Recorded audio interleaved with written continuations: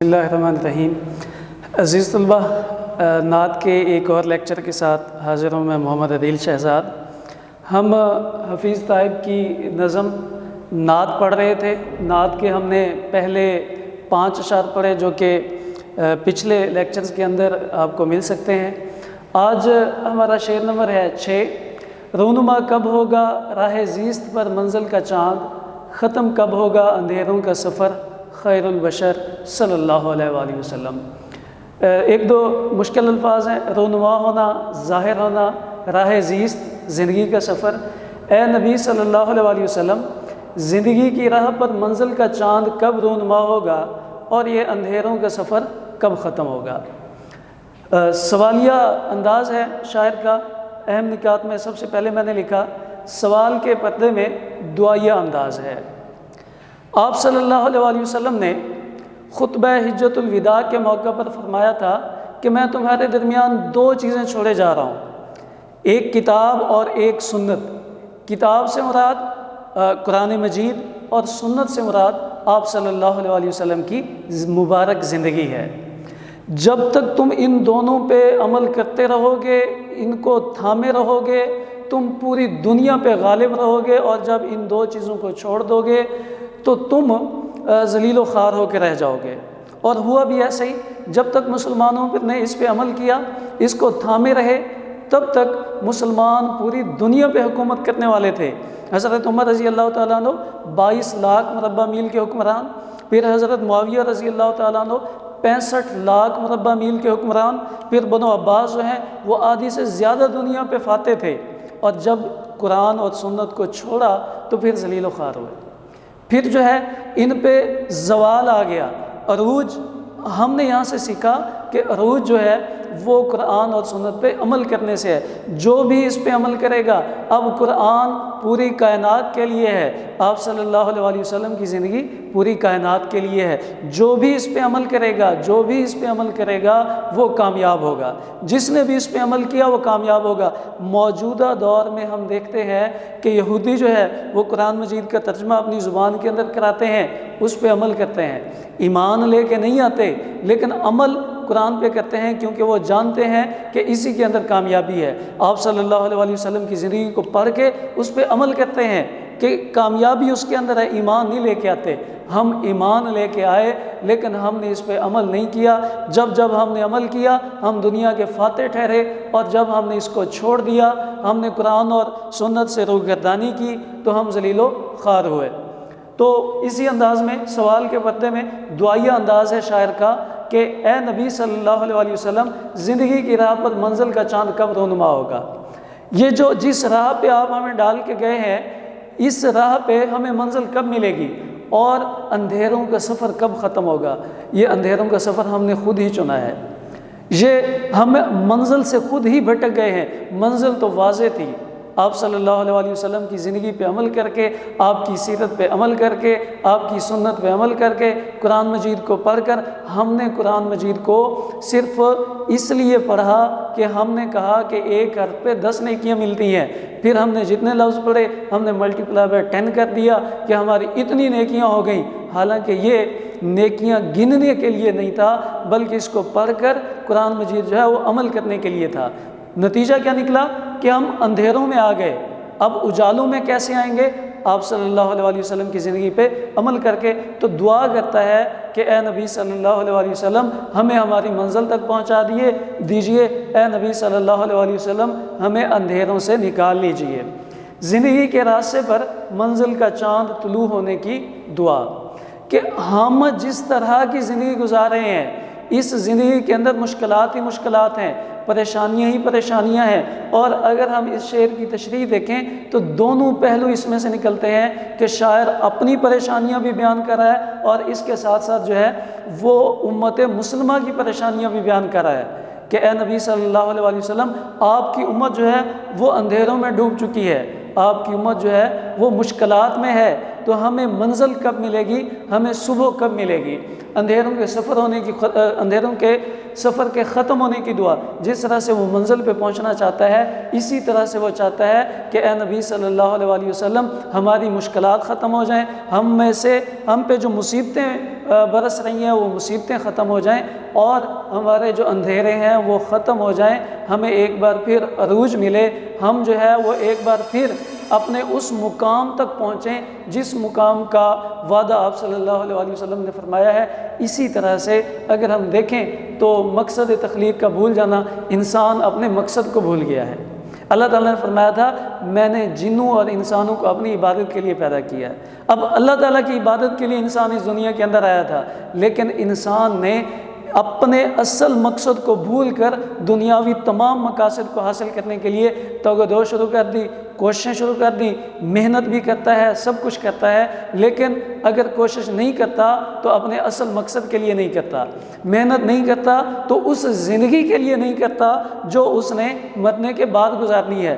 اصل انسان کا مقصد تو یہ ہونا چاہیے تھا کہ انسان ایک مسافر ہے، اس نے دنیا کی چند روزہ زندگی جو ہے وہ گزار کر اپنے اصل سفر پہ چل پڑنا ہے، اور اس کی اصل منزل جو ہے وہ قیامت کا دن تھا۔ قیامت کے دن نامہ اعمال اور اس کے بعد جنت یا جہنم، اصل تیاری ہم نے اس امتحان کی کرنی تھی۔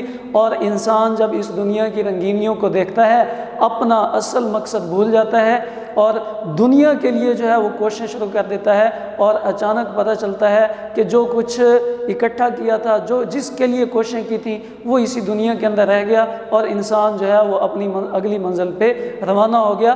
انسان دنیا کی کوشش کرے یا آخرت کی کوشش کرے، اس نے اگلی منزل کے لیے تو روانہ ہونا ہی ہے۔ تو مسلمان جو ہے وہ اندھیروں میں اس لیے چلے گئے کہ وہ اپنے اصل مقصد کو بھول گئے۔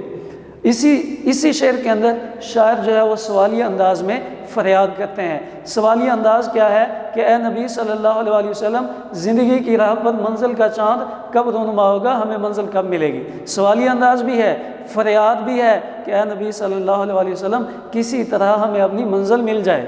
دوسرا سوالیہ انداز ہے اندھیروں کا سفر کب ختم ہوگا، اور فریاد بھی ہے اے نبی صلی اللہ علیہ وآلہ وسلم کسی طرح یہ جو اندھیروں کا سفر ہے یہ ختم ہو جائے اور ہم اپنی منزل پہ پہنچ جائیں۔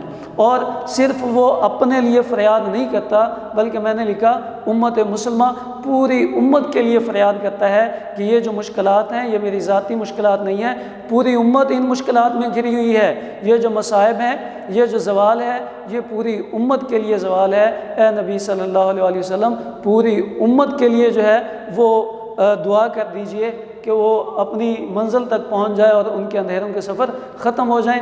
اے خاصہ خاصان رسول وقت دعا ہے، امت پہ تیری آ کے عجب وقت پڑا ہے، اور تدبیر سنبھلنے کی ہماری نہیں کوئی، تدبیر سنبھلنے کی ہماری نہیں کوئی، ہاں ایک دعا تیری کہ مقبول خدا ہے، اگر آپ دعا کر دیجئے تو یہ امت جو ہے، اس امت کی کشتی جو ہے وہ اپنی منزل تک پہنچ سکتی ہے۔ اگلا شعر نمبر 7 ہے، کب ملے گا ملت بیضا کو پھر اوج کمال، کب شب حالات کی ہوگی سحر، خیر البشر صلی اللہ علیہ وآلہ وسلم۔ مشکل الفاظ ہیں۔ ملت بیضا روشن ملت، اس سے مراد امت مسلمہ ہے۔ اوج کمال عروج رفت، اے خیر البشر صلی اللہ علیہ وآلہ وسلم، اے نبی صلی اللہ علیہ وآلہ وسلم، اے اللہ کے رسول صلی اللہ علیہ وآلہ وسلم، اے دنیا کے بہترین انسان صلی اللہ علیہ وآلہ وسلم، کب اس امت کو عروج حاصل ہوگا اور حالات کی تاریک رات کب صبح میں تبدیل ہوگی؟ ایک تو اس شعر کے اندر صنعت تضاد موجود ہے کہ اس میں شب اور سحر کے الفاظ ہیں۔ شب کا مطلب رات ہے اور سحر کا مطلب صبح ہے، دن کا وقت ہے، تو ہم کہہ سکتے ہیں کہ اس میں صنعت تضاد موجود ہے۔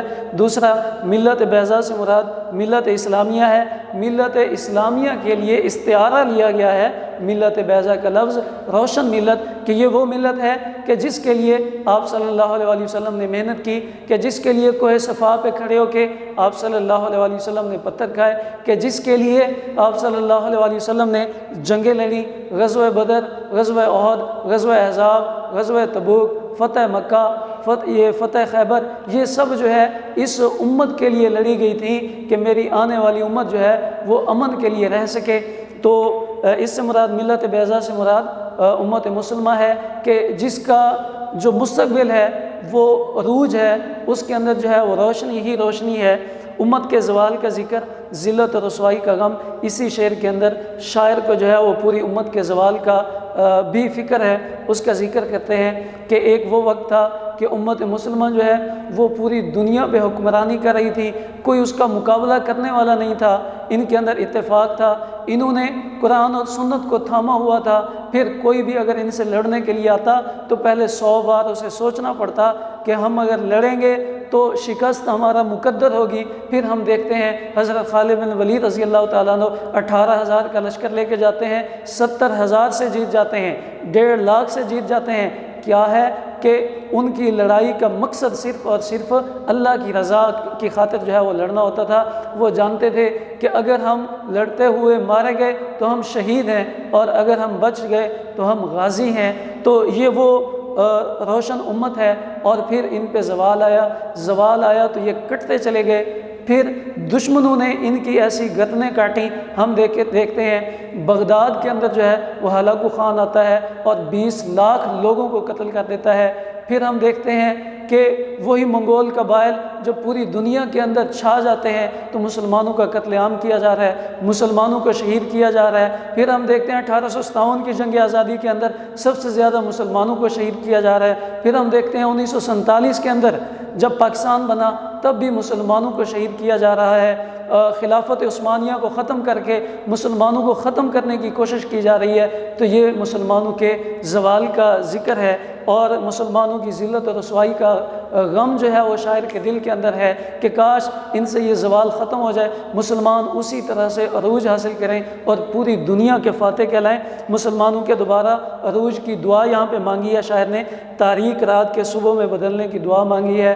تاریک رات کے صبح میں بدلنے سے مراد یہ ہے کہ اے محمد صلی اللہ علیہ وسلم، اے نبی صلی اللہ علیہ وسلم، ایسا ہو کہ امت مسلمہ کی مشکلات ختم ہو جائیں، مصیبتیں ختم ہو جائیں، زوال کے دن جو ہے وہ ختم ہو جائیں، مشکلات کے دن ختم ہو جائیں، اور ایک بار پھر فتح و کامیابی و کامرانی کے دن دوبارہ سے آ جائیں، عروج کے دن جو ہے دوبارہ سے آ جائیں۔ تو یہ دعائیں یہاں پہ کی جا رہی ہیں۔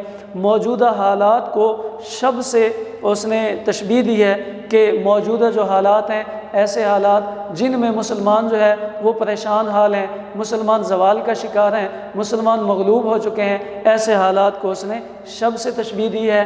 قوت عشق سے ہر پست کو بالا کر دے، دہر میں اسم محمد صلی اللہ علیہ وسلم سے اجالا کر دے، اور رحمتیں ہیں تیری اغیار کے کاشانوں پر، برق گرتی ہے تو بیچارے مسلمانوں پر۔ یہ علامہ اقبال نے شکوہ کیا تھا اللہ تعالیٰ سے کہ تیری جتنی بھی رحمتیں ہیں وہ اغیار کے کاشانوں پر ہیں، وہ غیروں کے لیے ہیں، غیر مسلموں کے لیے ہیں، اور جتنی بھی مصیبتیں ہیں وہ مسلمانوں کے لیے ہیں۔ پھر اس کا جواب بھی لکھا کہ مسلمان جو ہیں انہوں نے قرآن و سنت کو چھوڑ دیا ہے۔ وہ معزز تھے زمانے میں مسلمان ہو کر، اور ہم خوار ہوئے تارک قرآن ہو کر، ہم نے قرآن مجید کو چھوڑ دیا تو ہم نے ذلیل و خوار ہی ہونا تھا۔ شعر نمبر 8 ہے، در پہ پہنچے کس طرح وہ بے نوا بے بالوں پر، ایک نظر طائب کے حال زار پر، خیر البشر بے نوا بے کس بے بالوں پر، بے یار و مددگار محتاج، اور خیر البشر دنیا کے بہترین انسان آپ صلی اللہ علیہ وسلم مراد ہے۔ اس سے مفہوم ہے اے نبی صلی اللہ علیہ وسلم، طائب کے برے حال پر ایک نظر ڈالیے کہ بے یار و مددگار آپ صلی اللہ علیہ وسلم کے در پر آپ صلی اللہ علیہ وسلم کی نظر کرم کے بغیر نہیں پہنچ سکتا۔ یہاں پہ بے بالوں پر استعارہ استعمال ہے، استعارہ ہے مجبور انسان کے لیے۔ پھر اگلا پوائنٹ ہے شاید بے بس ہے لیکن آپ صلی اللہ علیہ وسلم کے در پر پہنچنا چاہتا ہے۔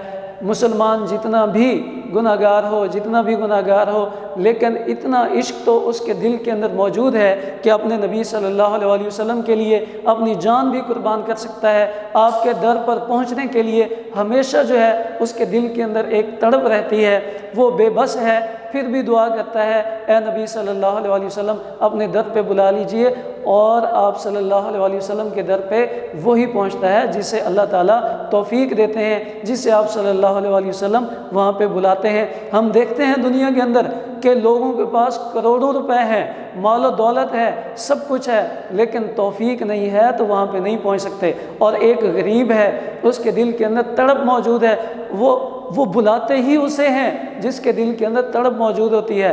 دولت سے کچھ نہیں ہوتا، دولت ہے یا نہیں ہے، دل کے اندر اگر تڑپ موجود ہے تو پھر وہ بلاتے رہتے ہیں۔ اور غریب جو ہے جس کے دل کے اندر تڑپ موجود ہے وہ جاتا رہتا ہے۔ تو شاعر بھی یہاں پہ کہتے ہیں میں بے شک بے بس ہوں، لیکن آپ صلی اللہ علیہ وسلم سے ایک التجا ہے کہ مجھ پر نظر کرم کیجئے کہ میں بھی آپ کے در پہ جاؤں، میں اللہ تعالیٰ کے در پہ جاؤں، میری یہ خواہش ہے، میری یہ خواہش کسی طرح سے پوری ہو جائے۔ اور شاعر جو ہے وہ آپ صلی اللہ علیہ وسلم کی نظر کرم کا منتظر ہے کہ جس دن بلاوا آ جائے گا شاعر جو ہے وہ وہاں پہ پہنچ جائے گا۔ ہم جیسے بھی ہوں، جتنے بھی گناہ گار ہوں، جیسے بھی ہوں، لیکن یہ تڑپ ہمارے دل میں موجود ہے کہ آپ صلی اللہ علیہ وسلم کے در پہ حاضری لازمی ہو، اور ہمارا آخری وقت بھی ایسا ہو کہ لب پہ آپ صلی اللہ علیہ وسلم کا نام ہو، جسم جو ہے وہ مدینہ کے اندر موجود ہو، اور ہماری جان جو ہے وہ اللہ تعالیٰ فرشتے کے ذریعے سے نکال لیں۔ یہ ہر انسان، ہر مسلمان کے اندر یہ تڑپ موجود ہے۔ سلطان بھی جو چاہے تو حضوری نہیں ملتی جب تک نہ ہو منظوری ہے سلطان مدینہ۔ اگر آپ صلی اللہ علیہ وسلم منظوری نہ دیں تو پھر کوئی سلطان ہو، بادشاہ ہو، نواب ہو، راجہ ہو، رئیس ہو، کوئی بھی ہو، وہ آپ صلی اللہ علیہ وسلم کے در پہ نہیں پہنچ سکتا۔ یہ تو آپ کی منظوری ہے، یہ تو آپ کی طرف سے بلاوا ہے کہ آپ کس کو بلاتے ہیں۔ عزیز طلبہ، اس کے ساتھ ہی آج ہماری نعت ختم ہوئی، پھر ملتے ہیں، اللہ حافظ۔